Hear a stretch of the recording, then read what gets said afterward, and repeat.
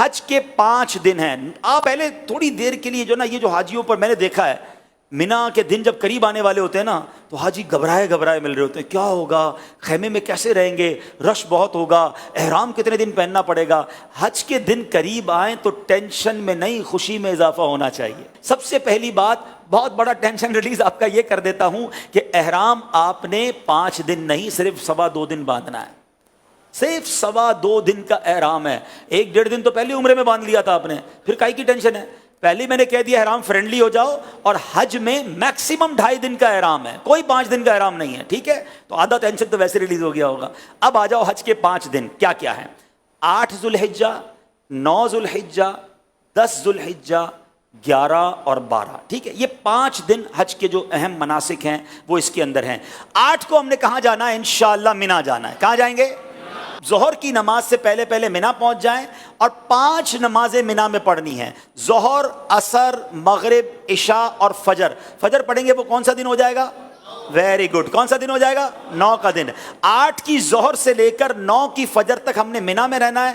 5 نمازیں پڑھنا مینا میں سنت ہے. اب 9 کی فجر کے بعد یاد رکھیے گا, حج کا crucial day, most important day of Hajj, جس کو وقوف عرفہ اور جس کو یہ کہیں کہ وہ رکن اعظم ہے حج کا, اس کے بغیر حج ہی نہیں ہو سکتا, اور وہ ہے عرفات کا دن. اور اب یہ دن آ گیا ہے 9 ذوالحجہ, یہ یوم عرفہ کہلاتا ہے.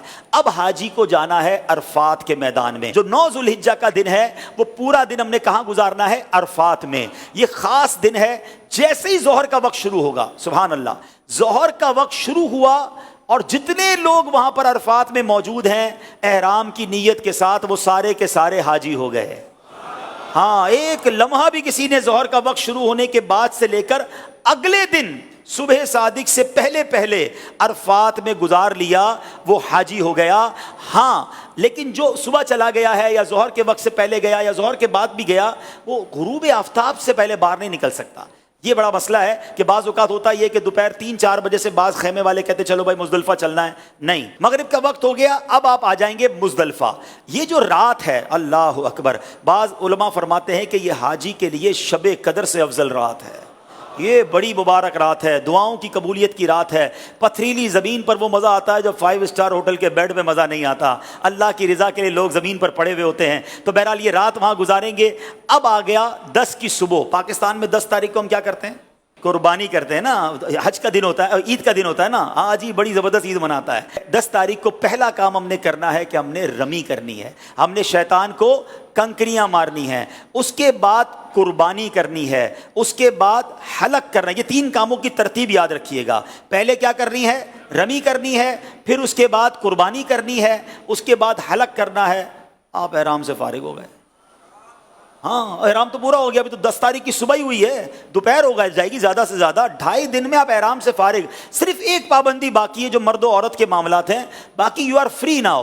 اب اس کے بعد طواف الزیارہ کر لیں تو وہ پابندی بھی ختم ہو جائے گی. اس کے بعد یعنی یہ 10 کا دن جو ہے, آپ چونکہ تھوڑا بیزی ہوں گے, پہلے آپ رمی کریں گے, پھر قربانی کریں گے, پھر آپ حلق کریں گے, غسل وغیرہ کر کے لباس پہنیں گے. اگر شام کو طواف الزیارہ کرنا ہے تو کر لیں گے, ورنہ اگلے دن کر لیں گے. اب صرف آپ نے 11 اور 12 کا دن گزارنا ہے مینا میں, اور راتیں گزارنی ہے مینا میں اور رمی کرنی ہے. ایک واجب باقی رہ جائے گا جس کو طواف رخصت کہتے ہیں, وہ جب وطن واپس جانا ہوگا تب آپ کر لیں گے. تو یہ ہے حج جو یہ 5 دن ہیں. اس میں پہلا دن مینا میں, اگلا دن عرفات میں, اور بقیہ 3 دن بھی مینا میں گزارنے ہیں. یہ آل ٹوگیدر 5 دن بنتے ہیں. اور آخری دن 12 کو عصر کے بعد مغرب سے پہلے آپ مکہ آ سکتے ہیں. تو یوں دیکھا جائے تو یہ 4.5 دن بنتے ہیں اور 4 راتیں ہیں. تو اٹس ناٹ ہیوج ورک. کوئی ٹینشن ڈالیں, اپنے ساتھ آپ ضرورت کا سامان لے جائیں گے اور لوگوں میں تقسیم کرتے رہیں گے تو انشاءاللہ حج میں کوئی ٹینشن اللہ نے چاہا تو نہیں ہوگی. آپ دوسروں کو ٹینشن ریلیز کرنے کا ذہن بنا لیں, انشاءاللہ آپ کی ٹینشن پہلے ہی ختم ہو جائے گی. انشاءاللہ ہم دوسروں کی مددگار بن کر حج کریں گے انشاءاللہ.